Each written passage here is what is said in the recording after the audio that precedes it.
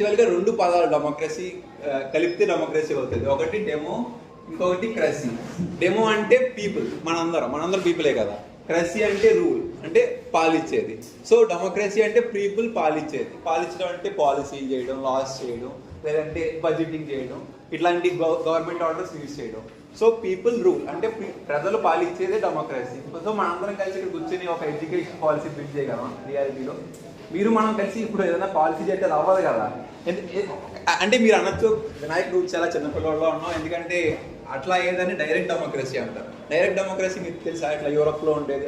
ప్రజలందరూ వచ్చేసి ఏది కావాలి ఏది వద్దు అనుకునేవారు. అందరూ ఎవరైతే సిటిజన్స్ అనుకుంటారో వాళ్ళందరూ వచ్చి పార్టిసిపేట్ చేసేవాళ్ళు.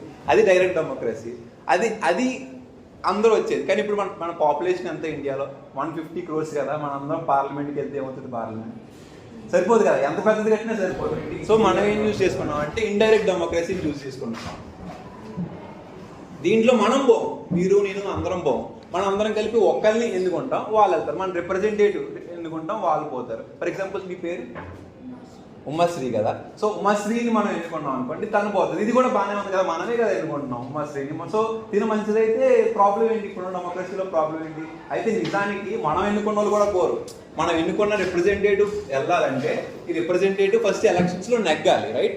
స్టార్టింగ్ డెమోక్రసీ ఎత్తుకున్నప్పుడు గెలిపోయిన లేదు, మనం బాలిద్దాం అనుకున్నాం. సరే డైరెక్ట్ డెమోక్రసీలో సరే ఎక్కువ అవుతున్నారు కాబట్టి ఇండైరెక్ట్ డెమోక్రసీలో మనం రిప్రజెంటేటివ్ని పంపుదాం అనుకున్నాం. కానీ సడన్గా ఈ గెలుపు ఎక్కడి నుంచి వచ్చింది? గెలిచిన వాళ్ళే పోవాలంటే అందరూ గెలరు కదా, గెలవడం చాలా మంది ఉంటారు. సో గెలుపు అనేది డెమోక్రసీకి డిఫైనింగ్ పాయింట్ అయిపోయింది. విక్టరీ అనేది చాలా ఇంపార్టెంట్. విక్టరీ లేకపోతే వెళ్ళరు, రైట్? డెమోక్రసీలో పోలేరు, పార్లమెంట్కి పోలేరు, అసెంబ్లీలో పోలేరు. సో విక్టరీ అనేది చాలా చాలా ఇంపార్టెంట్ థింగ్ డెమోక్రసీలో. అయితే ఈ విక్టరీ అనేది ఇండివిజువల్ లెవెల్లోనే కాదు, మళ్ళీ విన్నింగ్ పార్టీలో ఉంటేనే వాళ్ళకి పవర్ ఉంటుంది.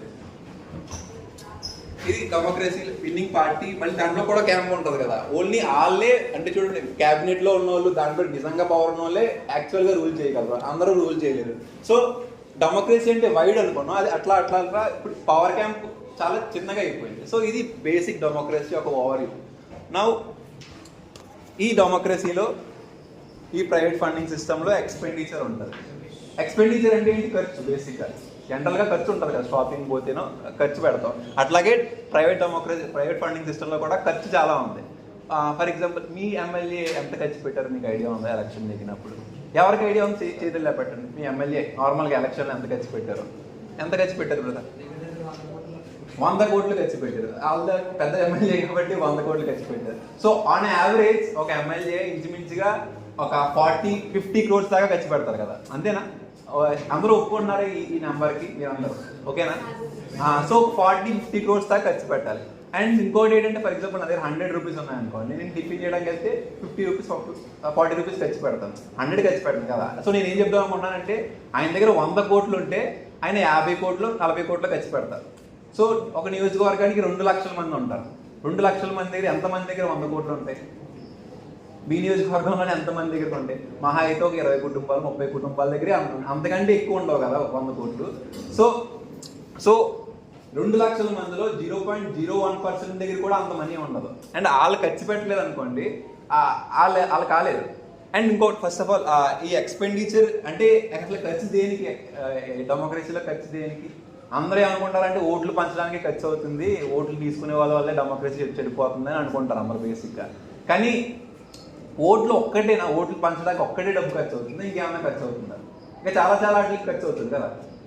ఫర్ ఎగ్జాంపుల్ పోస్టర్లు వేయడానికి ఖర్చు అవుతుంది, లేదంటే క్యాంపెయిన్ చేయడానికి, ర్యాలీ చేయడానికి ఖర్చు అవుతుంది, రైట్? ఇంకేమన్నా ఐడియాస్ ఉన్నాయి దీనికి? మీటింగ్ కండక్ట్ చేయడానికి ఖర్చు అవుతుంది. ఇంకేమన్నా ఐడియాస్ ఉన్నాయా? మీకేమన్నా ఐడియాస్ ఉన్నాయా? అంటే దీనికి క్యాడర్ ఖర్చు అవుతుంది కదా, క్యాడర్కి ఆఫీస్ పెట్టాలంటే ఖర్చు అవుతుంది, పార్టీకి టికెట్ ఇవ్వాలి కదా, వాళ్ళకి కొంచెం ఫండ్ ఇస్తే కానీ టికెట్ ఇవ్వరు, సో దానికి కూడా ఖర్చు అవుతుంది. అండ్ ఇంకా చాలా అంటే ఫర్ ఎగ్జాంపుల్ అడ్వర్టైజ్మెంట్స్ ఖర్చు అవుతుంది. మరి ఇదంతా ఖర్చే కదా. సరే ఒక 40 కోట్లు 20 కోట్లు ఓట్లు పంచారనుకుందాం, డబ్బులు పంచారనుకుందాం, మరి ఇంకో 20 కోట్లు కూడా ఉన్నాయి కదా. ఇవి అయితే ప్రజలు తీసుకోవట్లేదు కదా, ఇదైతే నార్మల్ ఖర్చు. అంటే జనరల్గా డెమోక్రసీలో ఖర్చు ఉంది, బేసిక్గా 20 కోట్లు 30 కోట్లు ఉంది ఖర్చు. అండ్ ఇది కేవలం ఓటు బయింగ్ ఓట్ సెల్లింగ్ అయిపోతే అయిపోదు, ఇది ఈ ఖర్చు అనేది ఉంది.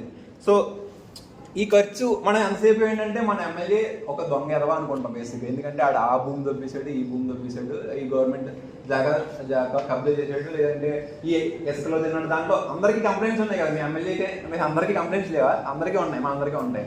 అయితే నేనేమంటున్నానంటే మీరు నేను ఉన్నాం అనుకోండి, మనమే ఒక 20 కోట్లు ఖర్చు పెట్టాం, మనం తిరిగి మరి ఖర్చు పెడితే ఊరుకో, మరి తిరిగి సంపాదించుకోవాలి కదా. అలా అయితే నెక్స్ట్ ఎలక్షన్కి పోటీ చేయగలం. మరి తిరిగి సంపాదించుకోవాలంటే ఏం చేయాలి? కరప్షనే చేయాలి. అంటే ఆడు మంచి అయినా చెడ్డైనా ఆడి ప్లేస్లో మనం ఉన్నా సరే కరప్షనే చేయాలి, రైట్?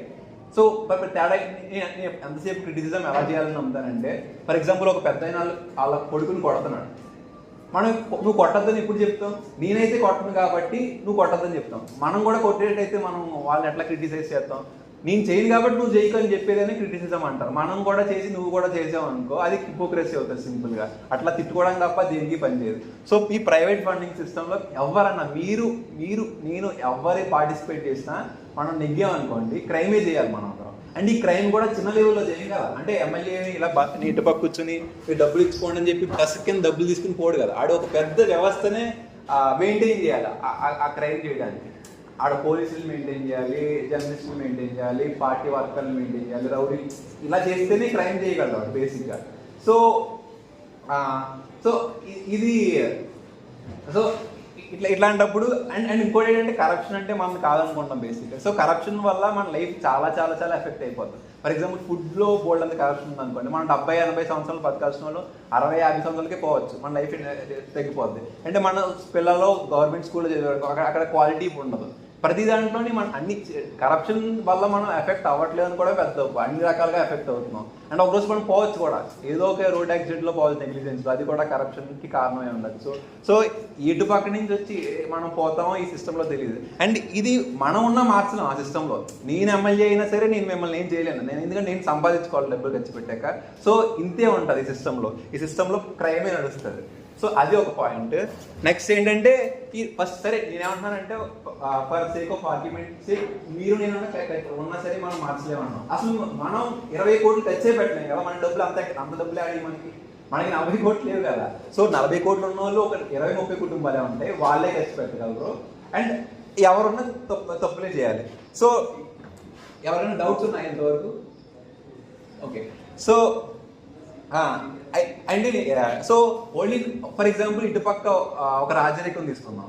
ఒక రాజుకి 20 కొడుకులో ఎంతోమంది ఉన్నారనుకుందాం, 20 మంది కొడుకులు ఉన్నారనుకుందాం.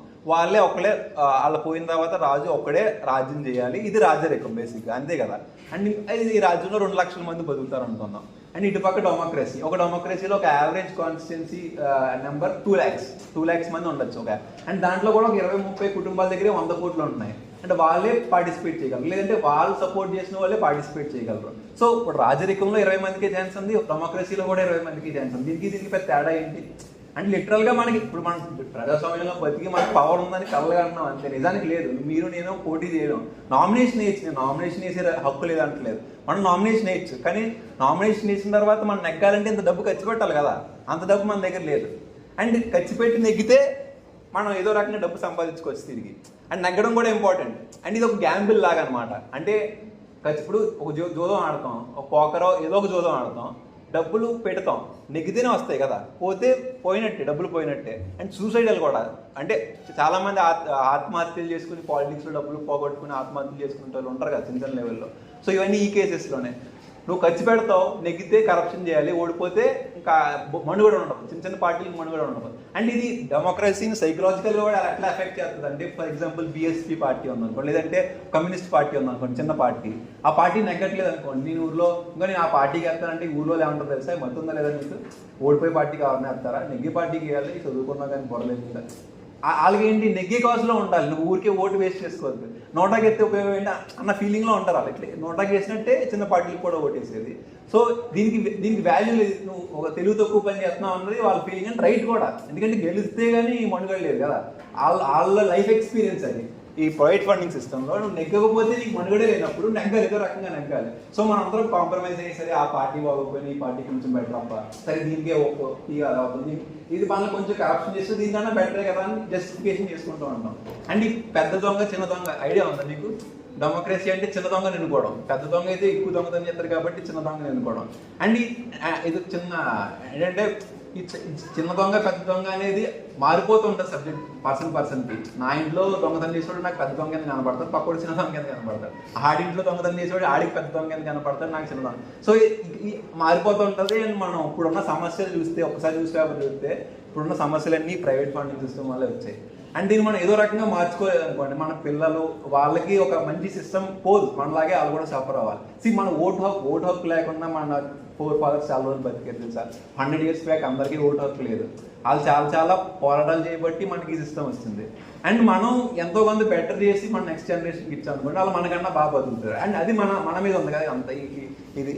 సో దానికోసమే మీ ప్యాంప్లెట్లో కూడా ఉంది, మనం పబ్లిక్ ఫండింగ్ సిస్టమ్ని ఆఫర్ చేస్తున్నాం అనమాట. ఇదే మన సొల్యూషన్. అంటే అవుతుందా లేదా అన్నది ఫ్యూచర్ డిసైడ్ చేస్తాం, కానీ మనమైతే మన వంతు మనం ప్రయత్నం చేయాలి కదా. సో దానికే ఆల్టర్నేటివ్గా ప్రైవేట్ ఫండింగ్ సిస్టమ్కి ఆల్టర్నేటివ్గా పబ్లిక్ ఫండింగ్ సిస్టమ్. దీంట్లో ఈక్వల్ రిప్రజెంటేషన్, ఈక్వల్ పొలిటిక్స్ అంటే ఎట్లా అన్నది చెప్తాను, కానీ ఇది ఏం ఆఫర్ చేస్తుంది కూడా చూద్దాం. సో ఈక్వల్ రిప్రజెంటేషన్ ఉంటుంది.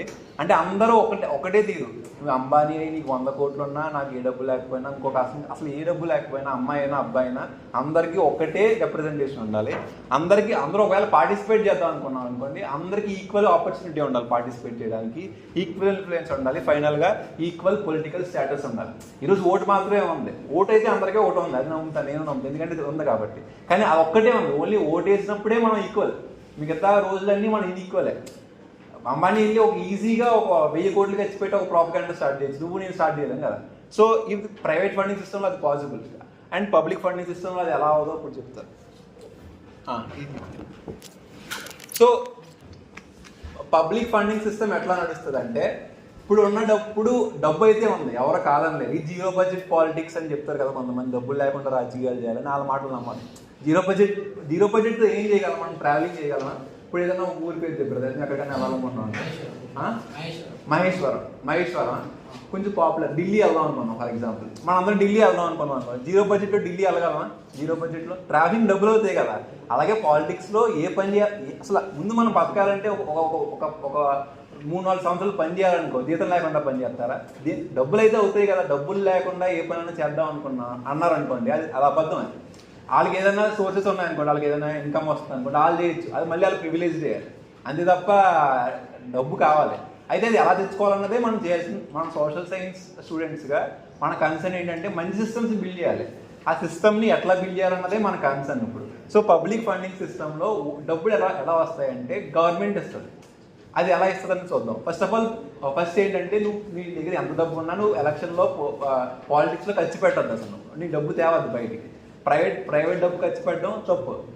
ఎంత డబ్బు ఉన్నా సరే గవర్నమెంటే ఇస్తుంది. అది ఎట్లా ఇస్తుంది అంటే, ఫర్ ఎగ్జాంపుల్ ఒక కాన్స్టిట్యున్సీలో 4 పార్టీలు ఉన్నాయనుకున్నాం. ఒక పార్టీకి 50% ఓటు వచ్చింది, ఎక్కిస్తుంది. అది ఇంకొక పార్టీకి 30% ఓటు వచ్చింది, ఓడిపోయింది. ఇంకో పార్టీకి 15% ఓటు వచ్చింది, అది కూడా ఓడిపోయింది. లాస్ట్ పార్టీకి 5% వచ్చింది, అది మన పార్టీ, మనం అందరం సపోర్ట్ చేసే పార్టీ, చిన్న పార్టీ. అది 5% వచ్చింది, అది ఇంకా ఓడిపోయింది. సో ఇది ఇట్లా జరిగింది అనుకున్నాం. So public funding system. So ఈ 4 పార్టీలు ఉన్నాయి కదా, first party, second party, third party, fourth party. So ఈ 4th పార్టీ మంది, దీనికి 5% వచ్చింది, 15% వచ్చింది, 30% వచ్చింది, 50% వచ్చింది. సో ఒక నియోజకవర్గానికి ₹1 కోటి కేటాయించాం అనుకో పొలిటికల్ పార్టీస్ ఫండ్ చేయడానికి. మనం ఫండ్స్ ఎలా ఇస్తామంటే వాళ్ళకి వచ్చిన ఓటు శాతం బట్టి ఇస్తాం. సో 50% వచ్చిన దానికి 50 lakhs వస్తాయి, 30% వచ్చిన దానికి 30 lakhs వస్తాయి, 15% వచ్చిన దానికి 15 lakhs వస్తాయి, 5% వచ్చిన దానికి 5 lakhs వస్తాయి. అంటే పర్సంటేజ్ ఎంత ఉంటే అంత. సో దీనివల్ల ఫస్ట్ ఏంటంటే, ఒక పార్టీ ఎలక్షన్లో ఓడిపోయినా దానికి డబ్బులు వస్తాయి. ఆ డబ్బులతో ఏం చేద్దాం అన్నది కూడా మీకు క్వశ్చన్ ఉంటుంది, ఎందుకు డబ్బులు వస్తున్నాయి వాళ్ళకైనా, దాని గురించి కూడా మాట్లాడుకుందాం. సో ఫస్ట్ అయితే ఓడిపోవడం తెచ్చుకోవడం కాదు డెమోక్రసీలో. దీంట్లో పబ్లిక్ ఫండింగ్ సిస్టంలో నీకు ఎంత పర్సెంట్ వస్తే అంత ఫండ్ వస్తుంది. సో ఓడిపోయిన పార్టీలు కూడా ఫస్ట్ బతుకుతాయి. ఆ డబ్బులతో ఏం చేస్తారు అన్నది కూడా చూద్దాం. సో పబ్లిక్ ఫండింగ్ సిస్టంలో అందరికీ ఒకటే ఓటు, అన్ని ఓట్ పర్సెంటేజ్ అంటే అందరి ఓటుకి ఒకటే ఫండ్ వాల్యూ కదా. ఫండ్ వాల్యూ బట్టి అలొకేట్ చేస్తాం. సో ఎంత ఓట్ పర్సెంటేజ్ వస్తే అంత ఫండ్ అలొకేట్ అవుతుంది. ఈ ఐడియా అందరికీ అర్థమైంది కదా, పబ్లిక్ ఫండింగ్ సిస్టంలో ఫండ్స్ ఎలా వస్తాయి అన్నది. అర్థమైందా బ్రదర్ మీ అందరికీ? మీకు అర్థమైందా? ఓకే. సో ఇప్పుడు ఫస్ట్ ఈ డబ్బులు దేనికి అన్నది ఐడియా అన్నది క్వశ్చన్ బేసిక్. ఈ డబ్బులతో ఏం చేయాలన్నది. సరే, ఇప్పుడున్న సిస్టంలో అంతసేపు పాలిటిక్స్ అంటే ఎలక్షన్స్ ఎట్లా నెగ్గాలన్నదే డిస్కోర్స్. కానీ పబ్లిక్ ఫండింగ్ సిస్టమ్ అట్లా కాదు. మనం ఈ ప్రతి నెల ఈ 50 లక్షలు 30 లక్షలు 15 లక్షలు 5 లక్షలు వస్తాయి ఆ ఓట్ పర్సంటేజ్ బట్టి. ఈ డబ్బుతో మనం ఫస్ట్ క్యాడర్కి శాలరీ ఇవ్వాలి. సో ఎవరైతే ఆ పార్టీలో క్యాడర్ కింద పనిచేస్తున్నారో వాళ్ళకి ఈ 5% వచ్చిన పార్టీలో 10 మంది పనిచేస్తారు అనుకోండి, ప్రతి ఒక్కరికి 50,000 రూపీస్ శాలరీ ఇవ్వాలి. సో ఒక 10 మెంబర్స్ మీకు చేయిస్తారా ర్యాండమ్ రండి, ఇక్కడి నుంచి ఒకడు 2 మీరు మీ నుంచి ఎవరైనా చేయిస్తారా ఊరికి జస్ట్. సో మనం క్యాడర్ అనుకోండి ఆ పార్టీకి. సో తను ఎడ్యుకేషన్ తీసుకుంటాడు. సో నీ పని ఏంటంటే నువ్వు మీ కాన్స్టిట్యుయెన్సీలో ప్రతి స్కూల్కి పోవాలి ప్రతిరోజు. అంటే వీక్ డేస్ తప్పితే సెలవులు ఉంటాయి కదా, అవి తప్పితే ప్రతిరోజు నువ్వు స్కూల్కి పోయి అసలు పాలిటిక్స్ అంటే ఏంటి బేసిక్గా, అసలు ఏం జరుగుతుంది, స్కూల్ నడుస్తుందా లేదా, స్కూల్ బిల్డింగ్ ఉందా లేదా, క్లాస్ రూమ్స్ ఉన్నాయా లేదా, లేదంటే టీచర్లు వస్తున్నారా రావట్లేదు, స్టూడెంట్స్ వస్తున్నారా లేదంటే ఎందుకు రావట్లేదు, ఎందుకు డ్రాప్ అవుట్ అవుతున్నారు, వచ్చిన వాళ్ళకి ఎందుకు చదివించలేదు, పెడగాలజీ ఏంటి, అన్నిటినీ తెలుసుకోవడమే కదా. సో పాలిటిక్స్ అంటే 2 పార్ట్స్లో ఉంటుంది పాలిటిక్స్. ఏం జరుగుతుంది, అసలు ఏం జరుగుతుంది, ఎడ్యుకేషన్ ఏం జరుగుతుంది, క్లాస్ రూమ్లో ఏం జరుగుతుంది తెలుసుకోవాలి. అండ్ ఏం జరగాలి, ఇది ఒకవేళ బాగాలేదనుకోండి దీనికి సొల్యూషన్ ఏంటి, ఏం జరగాలి అంటే దీన్ని చేయడానికి మానిటరింగ్ చేయాలి, పాలసీ మేకింగ్ చేయాలి బేసిక్గా. సో తను ఏం చేస్తాడు, తన కాన్స్టిట్యుయెన్సీలో తనకు ఎక్కడైతే జీతం వస్తుందో ఆ కాన్స్టిట్యుయెన్సీలో ప్రతి స్కూల్కి తిరుగుతాడు. ప్రతి స్కూల్కి తిరిగి అక్కడ ఏం జరుగుతుంది, క్లాస్లో జరుగుతున్నాయి లేదా రికార్డ్ చేస్తాడు, మానిటర్ చేస్తాడు, ప్రాపర్గా చేస్తాడు. ఒకవేళ ఏదైనా బాగా జరగట్లేదు అనుకోండి, ఇక్కడ క్లాస్ రూమ్ లేదు, సో బడ్జెట్లో ఎంత ఇవ్వాలి, సో బడ్జెట్లో ఇవ్వాలంటే ఎంత ట్యాక్స్ పెంచాలి, ఇట్లా సొల్యూషన్ రాస్తాడు. ఇట్లా తను ఎడ్యుకేషన్ మీద రాస్తాడు. ఇంకొకరు ఎవరెత్తారు, నువ్వు హెల్త్ కేర్ మీద రాస్తావు, నువ్వు తన మార్కెట్. అంటే ప్రతి ఒక్కరు అంటే మన క్యాబినెట్ మినిస్టర్స్ లెక్కే మన కాన్స్టిట్యున్సీ వరకు మనం పోయి అంతా మానిటర్ చేసి ఎట్లా జరగాలి ఎట్లా రాయాలని రాస్తాం. సో దీనివల్ల ఏంటంటే బోల్డ్ అంతా పబ్లిక్ డేటా వస్తుంది, అసలు ఏం జరుగుతుంది.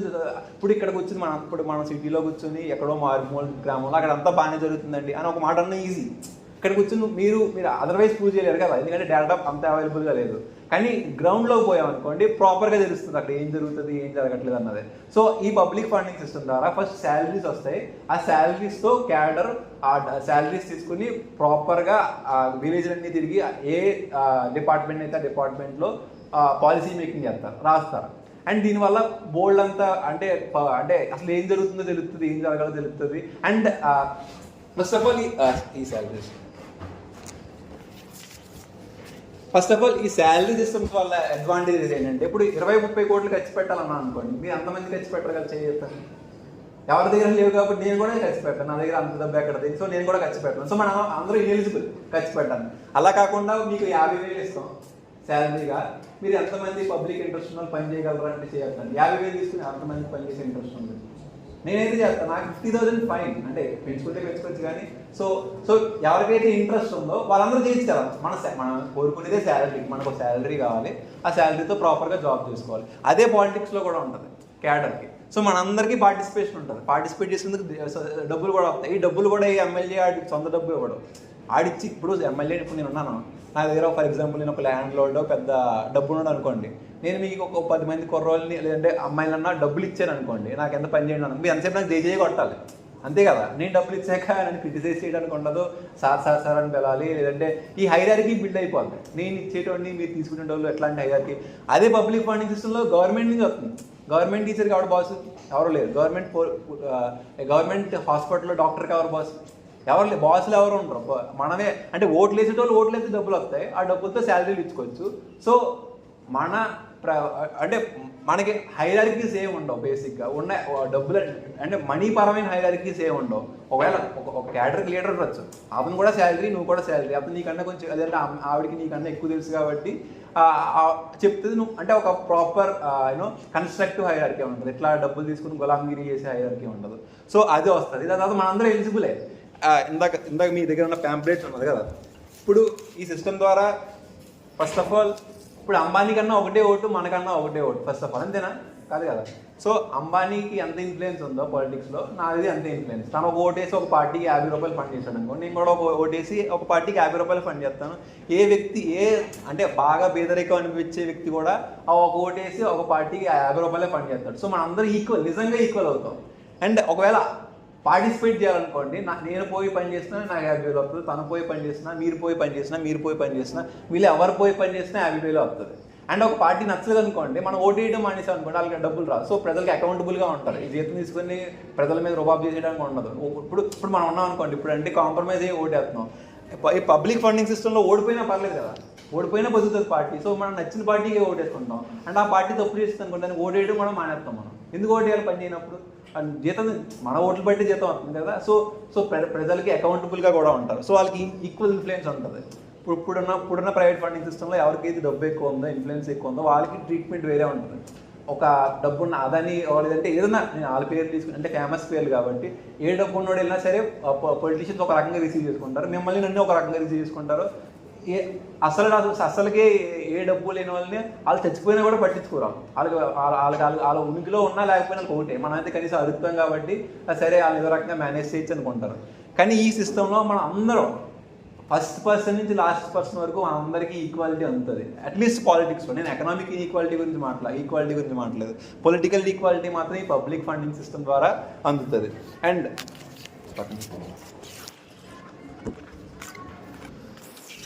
ఒక last comparison, private funding system అనేది ఒక రాళ్ళ డెమోక్రసీ. బేసిక్గా దాంట్లో జీవితం లేదు, ప్రాణం లేదు దాంట్లో. ఎందుకంటే ఇప్పుడు రాళ్ళు ఇచ్చి మీకు ఓటేయమన్నా అనుకోండి, మీకు నచ్చిన డబ్బాల్లో ఓటేస్తారు. అండ్ ఏది బోరు ఎక్కువ తూలితే దానికి పవర్. అండ్ పవర్ వచ్చిన వాళ్ళు కూడా కరప్షన్ చేస్తారు కదా. అంటే కరప్షన్ చేసి ఇందాక చెప్పినట్టు మనం డబ్బులు సంపాదించుకోవాలి. మీరన్నది చేయాలి, నేనన్నది చేయాలి. నేను ఎంత మంచివాడిని చెడ్డడం పాయింట్ కాదు, సిస్టమ్ అలాంటిది. ఇది రాళ్ళతో సమానం. చచ్చిపోతే చచ్చిపోయినట్టే, ఓడిపోవడానికి చచ్చిపోయినట్టే. దీంట్లో ప్రాణం లేదు. అదే పబ్లిక్ ఫండింగ్ సిస్టమ్ అనుకోండి, మనం 5%, 2% ఓటు వచ్చినా సరే అక్కడి నుంచి కూడా మొదలెట్టచ్చు. ఓటమి చచ్చిపోవడం కాదు. అండ్ నీ ఓటు వేస్ట్ కాదు. చిన్న పార్టీకి వేసినా పెద్ద పార్టీకి వేసినా ఓటు వేస్ట్ కాదు. అందరూ ఈక్వలే. అందరూ ఒక స్టార్టింగ్ పాయింట్ దొరుకుతుంది. మనం అంటే ఇప్పుడు నేను ఇంకొకటి ఏం నమ్ముతానంటే, ఇక్కడి నుంచి అక్కడికి వెళ్ళాలి, ఏదో రకంగా వెళ్ళాలి. ఒక మంచి మార్గం లేదనుకోండి, ఏదో ఒక మార్గంలోంచి పోతారు. ఫస్ట్ మంచి ఇప్పుడు తప్పు అని ఎప్పుడు అంటాం, ఒక రైట్ ఉందనుకోండి, ఇట్లా చేయాలన్నప్పుడే తప్పు అవుతుంది. అట్లా చేయకుండా వేరే చేస్తే, అట్లా కరెక్ట్ వే లేదనుకోండి, ఏదైనా ఏం చేసినా తప్పే అవుతుంది. సో ఈ పబ్లిక్ ఫండింగ్ సిస్టంలో కరెక్ట్ వేస్ ఉంటాయి. వాళ్ళు కరెక్ట్ మార్గంలోంచి పోవచ్చు. అట్లాంటి ఒక మార్గం ఉందనుకోండి, చెడ్డ మార్గంలో వెళ్ళాలని మనం చెప్పచ్చు, సరే అట్లా కాదు ఇట్లా పోరా అని చెప్పచ్చు. అసలు ఇది ఉండాలి కదా ఫస్ట్. అది ఈ పబ్లిక్ ఫండింగ్ సిస్టమ్ ద్వారానే. ఇది ఏంటంటే ఇది రాళ్ళ డెమోక్రసీ అన్నాం కదా, ఇది విత్తనాల ప్రజాస్వామ్యం. విత్తనాలు ఒక రోజు 1 అవుతుంది కదా. బాగా పని చేసుకుంటే 5%, 10% అవుతుంది. నెక్స్ట్ ఎలక్షన్కి 10, 20 అవుతుంది. 20, 30, 40, 50 ఒకరోజు మనం కూడా అధికారంలోకి వస్తాం. ఏ పాయింట్ నుంచి మొదలుపెట్టినా మనం బాగా పనిచేస్తాం అనుకోండి, ప్రజల నమ్మకాలు గెలుచుకుంటే ఏ పాయింట్ నుంచి అయినా సరే మనం అధికారంలోకి వచ్చి ఒకరోజు మనం కూడా బాగా పని చేయొచ్చు. మనమే రూల్ చేయొచ్చు, బాగా చేయొచ్చు. ఇప్పుడున్న ప్రాబ్లమ్స్ ఏం లేకుండా చేయొచ్చు. అది సాధ్యం అవుతుంది. అది పబ్లిక్ ఫండింగ్ సిస్టంలో సాధ్యం అవుతుంది. అండ్ సో ఇది ఐడియా కదా, నేను మా ఇంట్లో కూర్చొని రాసిన ఐడియా, లేదంటే ఇంకొకరు మీరు కూడా ఇప్పుడు మనందరం ఈ రూమ్లో కూర్చుని చర్చించుకుంటున్న ఐడియా. ఇది ఒక ఐడియా మాత్రం.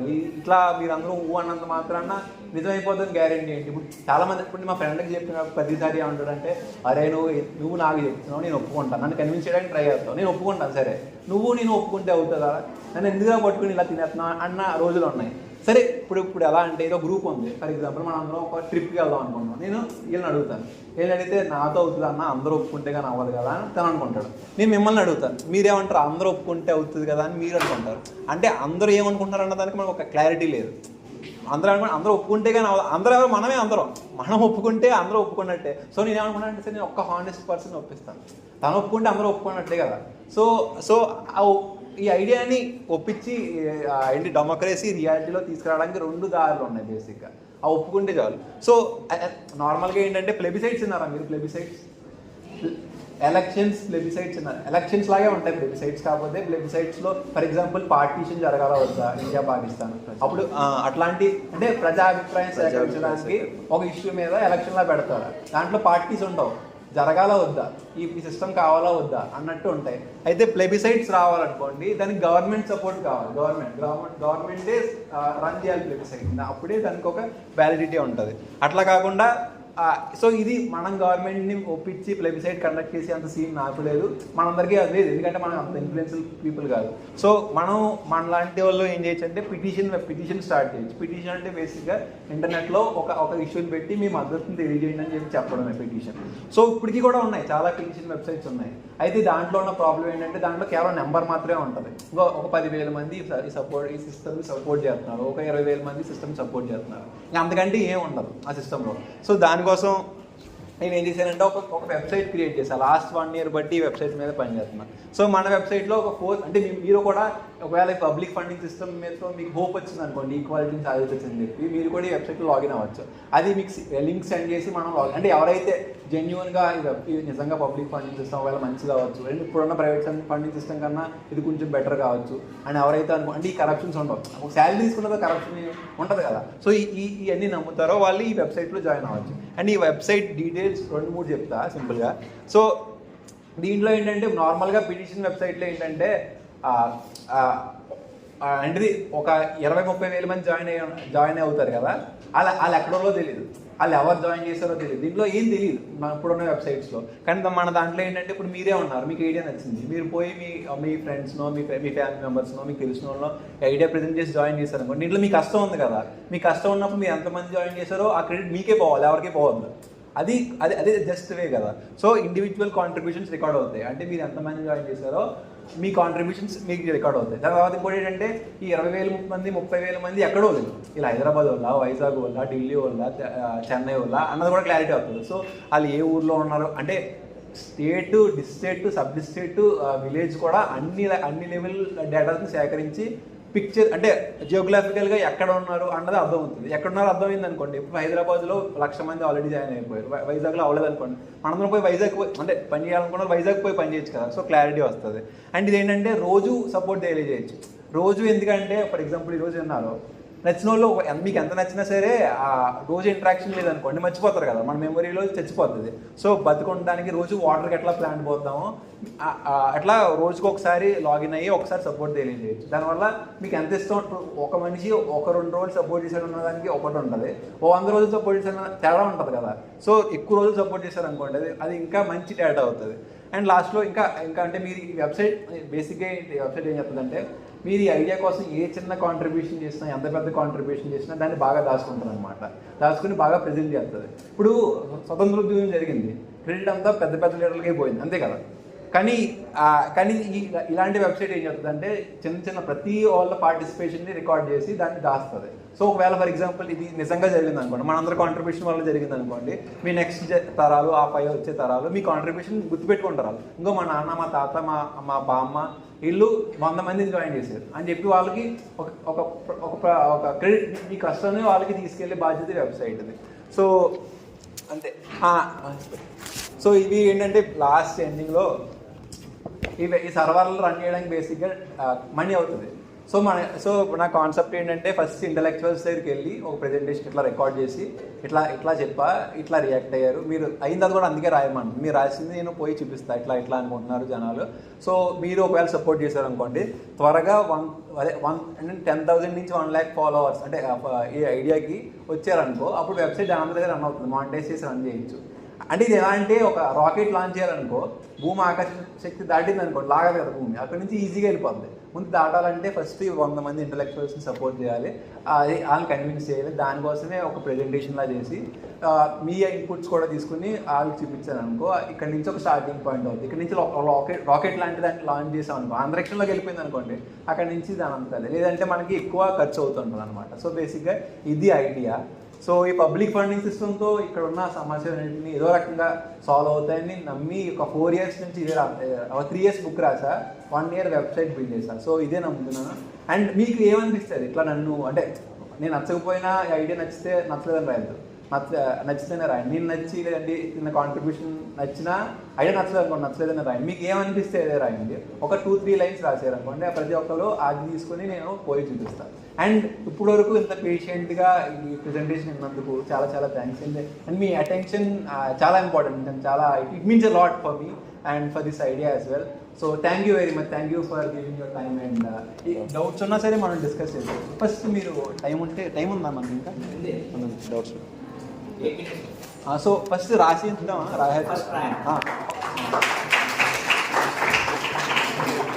అండ్ మీకు కూడా క్లాప్